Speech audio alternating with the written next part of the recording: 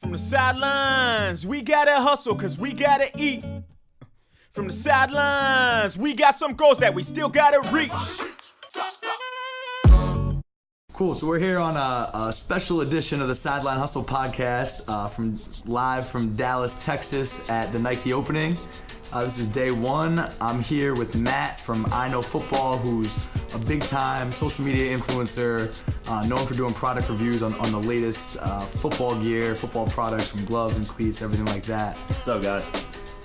Glad to have Matt here. We met today for the first time, became pretty friendly, and figured this would be a good way to collab. Almost feels like days ago already. It does, right? It's been a long-ass day. So it's just been cool. I think there's a lot of ways we can collab. Is he being someone who's reviewing a lot of the cleats that players and coaches are looking for to outfit, their teams with, and then obviously Sideline Hustle is bringing the educational side of it that helps those players improve their game. So I think it'll be a fun relationship. Why don't you tell everyone a little bit about yourself and what you've been up to and how you got this far?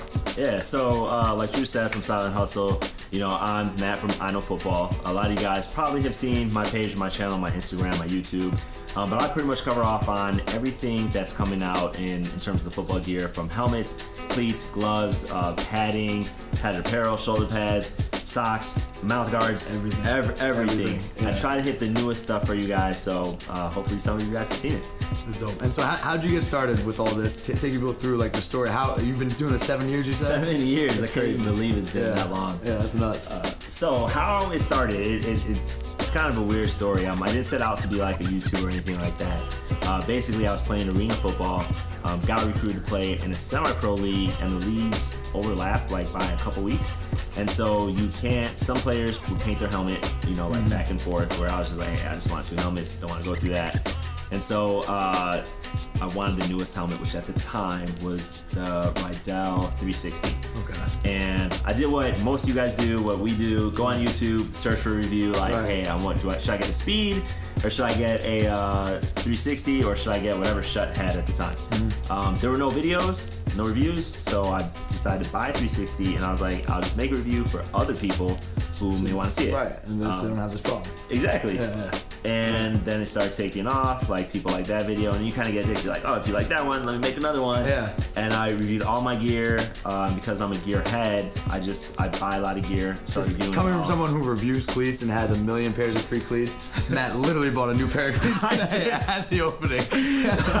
So I have the Vapor Untouchable Pro 3s. I have in white and black. I have them in black. I got another pair of black today on behalf of Nike for free. They gave us a customized pair of Nike Vapor Elites. Right, which we're getting tomorrow. We'll see the tomorrow. And I still went and bought another pair at full retail price. Like, I don't know. I got a problem. I got a problem.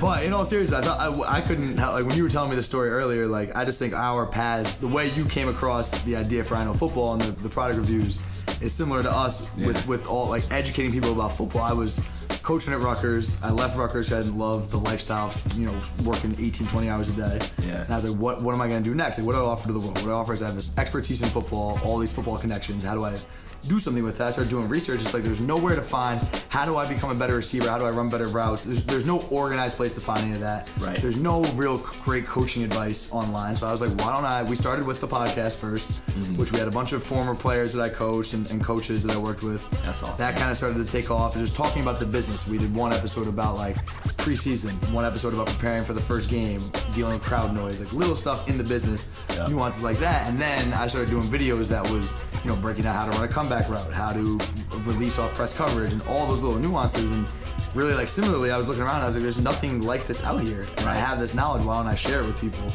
And hopefully I can down the road have the success that you've had 7 years later. Now, you guys always ask me to do tip videos. Now, the reason why I don't do a lot of tip videos is, there's a couple reasons why. One is I don't have that. I'm not a coach.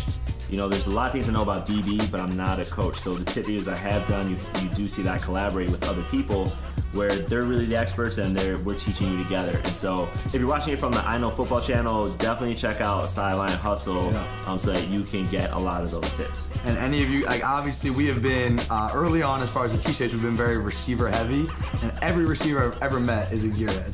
Love their gloves. I was just telling you about one of my Bosco receivers who has 6 pairs of the Nike Vapor cleats in different colorways. Right. So if you want reviews on the latest cleats, the latest gloves, definitely go check out Matt with I Know Football, and it'll help you be swagged out. But more importantly, from a coach's perspective, just give you the gear that's functional and will work the best on game day so you stop dropping passes. It's the functional stuff that's also the swaggiest of the swaggy gear that there is. No doubt. So I think it'll be cool. But really, we want to just get on the podcast today and just talk about, like I said, I think our origin stories are similar. So I kind of wanted to compare ourselves to maybe where you were when you were a year into it, because Sideline Hustle is only a year old as of this August.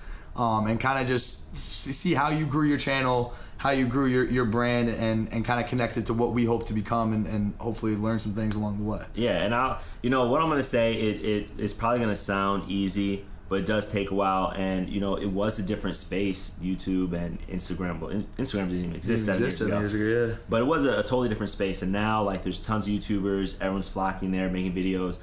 But the things I think that have allowed me to be successful are, one, engaging with who's watching the videos, interacting. Right. I literally still go through every comment that is written. Believe it, I do. I don't respond to them all, but I read every single one. Me too, yeah. And then I respond to as many as I can. Right. If you guys say, "Oh, I love this video," I'm like, "Glad you liked it. It helped me out." I'm like, "Thanks." Yeah. Just respond.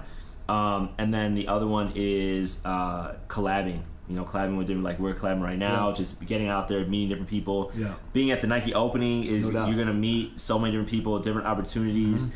Mm-hmm. And then just the other thing is, giving content that people want. So engaging with fans, ask them, hey, what do you guys want to see? Exactly. And giving the people what they want. Exactly. No doubt. And I think it's one thing, too, that was really important what you said is, everything is your audience, you know what I mean? So responding to them, giving back to them, giving them what they want. And I think that's why our engagement is so high with Sideline Hustle, and it resonates so deeply with people, because there are so many people that were begging for this, begging for a coaching podcast, begging for coaching and playing advice. Not hey, everyone's putting out videos, here's how you can jump higher, here's how you can become faster, but it's all right, there's an outside leverage press corner, here's how you win on a curl and the O's, right, exactly. And so I think that stuff, or for example, hey, here we did 4 episodes of the podcast on how coaches get jobs, and in the coaching world, that's everything, you know what I mean? The minute your season's over, if you're a young coach, you're looking for the next job, whether you went 13-0 or 0-13, right? Just because you're trying to always move up the ladder, it's cutthroat. And so just kind of uncovering that with people that have done it before, and that's another thing where you played football at a bunch of different places, you rock the gear yourself, so you're someone who knows it. Absolutely. You're testing it out yourself. And I think with us, we're not here, we don't have a bunch of reporters who just are experts in football. These are guys who coached for 40 years, who played at the highest levels, who have done it themselves, and I think that the authenticity of it is what resonates. Absolutely. Yep. But so talk to me a little bit about some more of your growth strategies. So you started first on YouTube. Is that where you guys started first on YouTube, and that was successful because I was making YouTube videos. That's what I was. The different platforms. I had Facebook was my next one, because I said what happened with Facebook. A lot of you guys were requesting me. A lot of my fans were requesting me as a friend. I was like, instead of having 10,000 friends, let me just make a Facebook page and you can request me there. But then a lot of you said, hey, why aren't you on Instagram? I want to see you on Instagram, and that's actually why I joined. And now Facebook has maybe 25,000 fans, and my Instagram has 106,000, almost 107,000. So you can just see that, in terms of growing is, we talk about making the content that you guys want to see. The next is putting them in the places that they want to see it.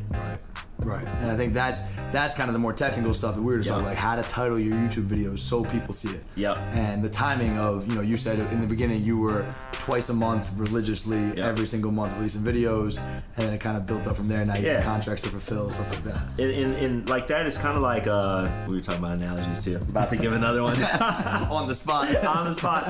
It's kind of like a TV show. So if your TV show is every week, not the Netflix model, but if your TV show is every week, that, hey, I'm going to come back and watch it, next week. Right. When you don't know when that TV show is going to be, you start to fall off, and then you don't watch it, and you can't build a routine, the fans can't build a routine. So that's just part of it, just having that schedule, and then letting people know what that is. Hey, every Friday, there's going to be a new video drop. Yeah. And that's something that I personally in the first year of this have struggled with the most is as a one-man show. Right, as a one-man show, producing everything yourself, creating the content yourself, and doing everything coaching football full time. I've struggled to be really, really consistent with every Monday, no matter what. That's when we release our podcast every Monday. But there's some weeks where I'm just like, yo, it's gonna be on Tuesday. You know, here's what I do sometimes. You guys may or may not know this, but I will sometimes on the weekend shoot like 5 videos. Right. Bang them out. I won't edit them right then because I don't have the time, but then I'll edit it and make sure that there's content there. That means if I'm getting sick, there's still content. Right. If I'm traveling that week, still, like I just dropped a video this morning on the UA Spotlight Luxe gloves, and I was here. I've been here since early this morning. Because I shot that and edited it like about a week ago. Mm-hmm. And that's one thing I've been able to do with the T-shapes is I have a bunch of content built up. Yeah. The podcast, the way we've done it is it just takes a lot more work. Like the podcast is time consuming. You know what I mean? It is. Like, absolutely. And so just and I almost, maybe you can speak to this. I think in the beginning I bit off more than I could chew, where I was trying to do a podcast and videos and grow it here and grow it there. Well, then finally when the audience started to take hold, I was like, listen, all I need to do is make a dope podcast and come out with these videos. Nothing else. Like I need to shut everything else down. Yes. And that's, you know what I mean, and not taking too much. That's for any business that you have. A lot of businesses fail, and I'll say this is kind of like this is a business.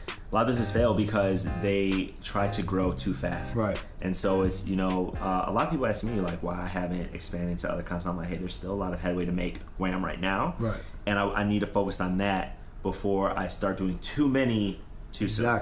Exactly. And that was like we had initial success where our podcast was ranked number 7 on iTunes for 2 weeks in sports and recreation products. Like 18 weeks into the podcast, like not far at all, right? And we were like ranked number 7. I was like, oh, let's go now. We mastered the podcast. Let's move on. You know what I mean?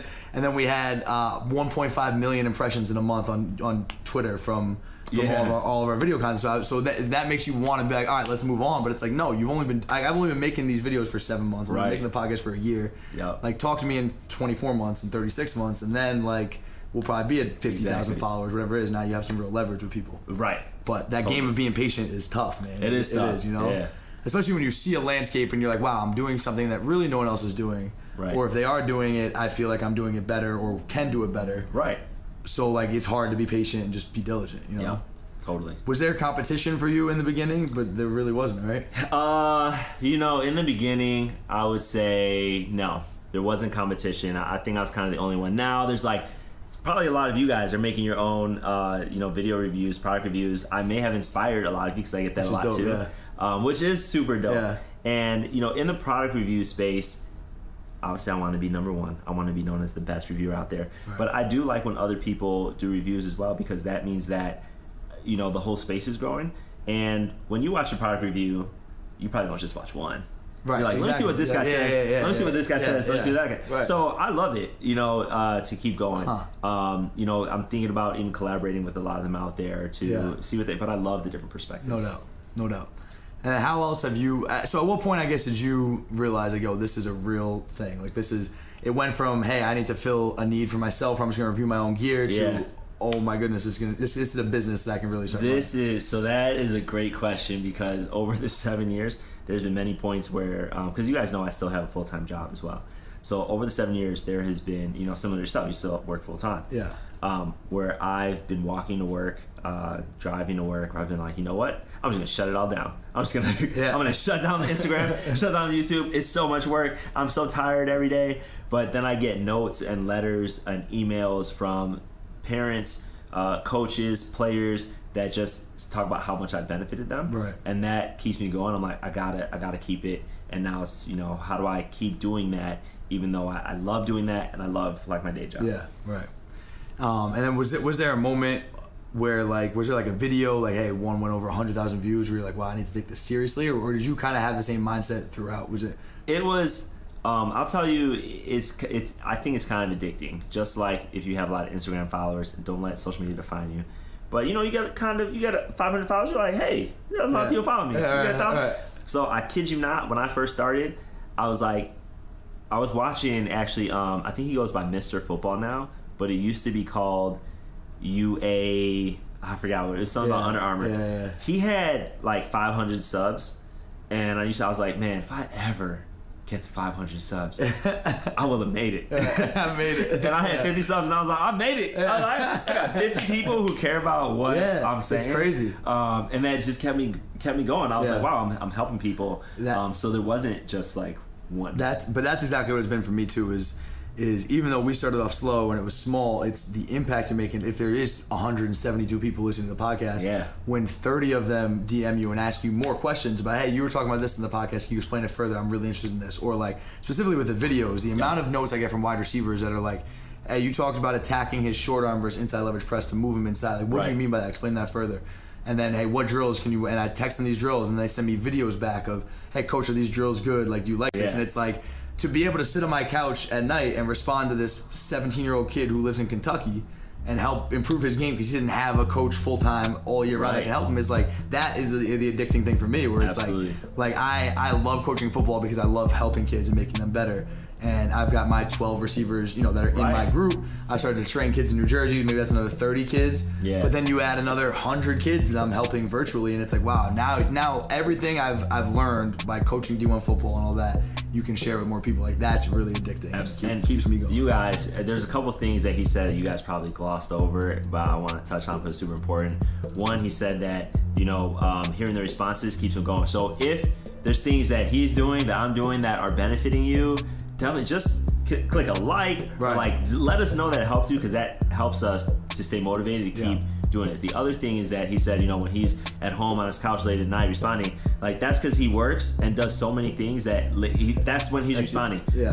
That's his extra time because he likes benefiting you guys. So again, if he's helping you, if I'm helping you, just let us know. It's true, and that's something to be honest. Like, so let me ask you this: was that natural to you, asking people to like things? Like, to me, I haven't had those call to action moments where it's like, yo, share my podcast if you like it. Yo, tell your friend, yo, like this shit. Like, I've just put out good content, hope it comes naturally. But like, if you like this, like it, tell people about it. Like, that's just helping us grow. And that's because I think that's because it's similar to how I feel. It's because you're not doing it for yourself. You're doing it for other people. And when I first started doing videos, probably for the first year, my videos were actually just about the product. I was like, this is not about me. I don't want to be in it. It's just going to be about the product. People were like, who are you? We want to see your face.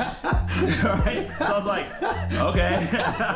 And I was like, here's the product and my face. But then as I saw other YouTube videos and I've talked to and I've learned the strategy of YouTube, asking people to follow is helpful because it's just not top of mind for them. If no one wants to follow, you asking them is not gonna make them do it. So only the people that want to follow are gonna be like, you know what? I do like this, I should follow. I do like it, I should like. So for a while it's funny, but it's interesting though what you said, talking about like how people wanted to see your face. And I remember when I started the podcast, I started with Ralph Regent, who was the head coach of Maryland for 10 years, won a national championship, like coached in the Super Bowl, like Hall of Fame coach, right? And then coach had Leonte Crew, who plays in the NFL, Gary Nova and Mike Teal, who are the two best quarterbacks in Rutgers history. Like, these guys would really accomplish more than me in the football space. And I remember, so I would I always was just the guy narrating the story and then letting them be the face of it, right? And then I remember I read this review on iTunes of the podcast. It was like, great podcast. I came for Gary and Leonte, but I stayed for Drew and the awesome production of the podcast. Like, I want more of that. And I was like, damn, like, maybe they're right. Like, I should, you know what I mean? Like this is my podcast. Like, I should like make it my podcast more. And so now I've started to even do like the teach tapes was never my voice breaking down football. It was just like video editing. I'd put type on it, like stuff like that, but it was never really my face. And now I've started to do these selfie videos where I might do a 3-minute teach tape on how to beat press coverage, but then it's me talking and analyzing it further from a coach's perspective in my face, and people have started to love that. Because it gives you your face is someone that people can identify with, and like, okay, you know what, I hear the voice, I see the work, but this is the person who I'm developing a relationship with, and I'm not like a relationship like that, but like a friendship, coaching, any type of relationship you're having is with a person, not just a voice. And I think it's something even to like this opening, getting invited to the opening for Sideline Hustle has been probably the biggest biggest event like that we've had yet, where it's like, yo, Nike invited you to an event. It's so dope. Yo, it's so tight. Like, it really is. But like, so like, and that's what it's been. The fact that I've made myself more available to my fans, they're way happier. They're like, yo, congratulations, because like they've been there. They saw it when it was 111 followers, which was a weird number I was stuck on for like 3 months. Right. On Instagram, like 111 followers for the longest time. Probably because more people were joining. Yeah, right, exactly. Like, then it went from like 111, and I think I told you, the last 3 months it's gone from like 200 to like 1,200. So right. It's been awesome. Like, but I think even just making myself more out there, more available, now people are so like grateful and happy for us that we're growing. We have this opportunity. Yeah. And the people who saw it from day one, they were like, you know, we knew this was good back then. There. Yeah. And it's like, oh, but if you knew that, you should have been sharing and liking. Right. Yeah. Yeah. But it's been cool. It's just cool. The journey, man, is cool, bro. It really is. Especially when it's, like you said, I think people don't really understand how much time it takes. But like, when you work a 12-hour day, or I'm sitting there coaching a kid, game planning, like working football full time, and it's like, man, I got a podcast to do. I got to get a video out tomorrow. That's a grind, bro. Oh yeah. Lots of Red Bull. Shots of Red Bull. Yeah. That's actually bad funny. Product plug. Yeah. For those of my fans who don't know, Matt used to work for Red Bull. He used to be the marketing manager. Yeah, I was started as a brand manager, senior brand manager, marketing director there. So tell me a little bit more about your background, like what you're hoping to do with I Know Football and your own career. Yeah, so I do marketing for a living. Right now, I'm marketing director for Wells Enterprise. We make Blue Bunny ice cream. So if you've ever had that, we make Bomb Pop. We make Chili Cow, which is new for us this year. Another product plug, I guess. But I love marketing, so I'm helping them build out a field marketing organization. And that's kind of my true love and passion. My also true love and passion is helping people, and in the YouTube channel just happens to be in the form of football, and that's what kind of keeps me going. So what's new for I Know Football? It's still providing great content and changing that content as my fans' needs change as well. Right. So I'm gonna keep on that part of it. Maybe bring a couple people on to help me share more content with you guys. But those are the next steps in the next year or so. Yeah, that's cool. That's cool. For us, man, it's just like I told you, like I had all these ideas of how we could grow, and I just really think it's about keeping our head down and being diligent. Yeah. You know, like just we've started to build. So we became profitable 2 months ago when I started using it when I moved to New Jersey. Yeah. And then I realized, I was like, wow, all these videos are the greatest marketing tool ever for a personal training business to train receivers. And now I have a ton of receivers in New Jersey that want to train, and that's like how I'm paying my bills right now, plus coaching at Bosco, which has been and I fell into that accidentally, because I was like, when I first did this, I was like, oh, I'm getting out of football, I'm not coaching anymore, because I think the lifestyle is too grueling. Yeah. So this is what's going to replace it. So I don't even want to train kids. Like, I want to step away and take a year away. But then I was like, well, I need to pay the bills somehow. I told you I had a $70,000 job offer in the city. Yeah. And turned it down because I was like, I can't coach at Bosco, run Sideline Hustle, and work a full-time job. So I got to pick two of the three. Right. Sideline Hustle definitely wasn't going anywhere. And like Bosco really was never, I never even thought about not taking that job. So I was like, all right, I can't take this money. Right. But now it's like, I better hustle to earn a living. And it's been through training. And I think for us, it's just building training clientele so that I have a kid, I train this kid, Juwan Winfrey, who's going to be a starting receiver at Colorado this year. Yeah. Projected to be like a second or third round draft pick. So if that happens, then I get to train him. Like, that's not only marketing wise is big for us, but also like having that first big client, helping Juwan, who's going to be a major, NFL player. I think that'll be huge, and building that part of it. And then I think the content will just continue to grow. And a lot of that started from making the podcast. Right, exactly. And I tell a lot of my friends, a lot of people do things to make money, and that's fine if that's your goal, but I see a lot of people successful because they're doing things because they have a passion about it, and they don't do it to just get a paycheck. Exactly. And if you do what you love and you do follow your passion, the money will come. Exactly. Right. It's been interesting to me too, because I was like, amongst my friends, like I'm 27 years old, and amongst my friends, I was like, at first the kid who like made it, because I was 23 years old coaching on TV at Rutgers. Yeah. But what they didn't know is I was making $12,000 a year sleeping under my desk. Right. So I'm like, what do you mean I made it? But like to them, it's like, it's the coolest thing to put on Instagram is the fact that you're on TV, right? Right. And then at 26, I'm the youngest coach in the Big Ten, or 25, and I just left. Yeah. I was like, fuck it, I'm done. Yeah. And then it was like, my friends were kind of like, yo, are you good? Like, like, you know what I mean? Like, what's up? Yeah. And then I've been the broke dude sleeping on people's couches the last 2 years. Yeah. But it's been a cool perspective for me to be able to sit back and look at my friends and be like, all right, like, you've made money, like a lot of them are happy, but it's like they're still envious of me even though I'm sleeping on couches and don't have money. Right, because they're like, yo, all you do is just do what you love. You don't ever like chase. And I'm like, yo, I've never had money.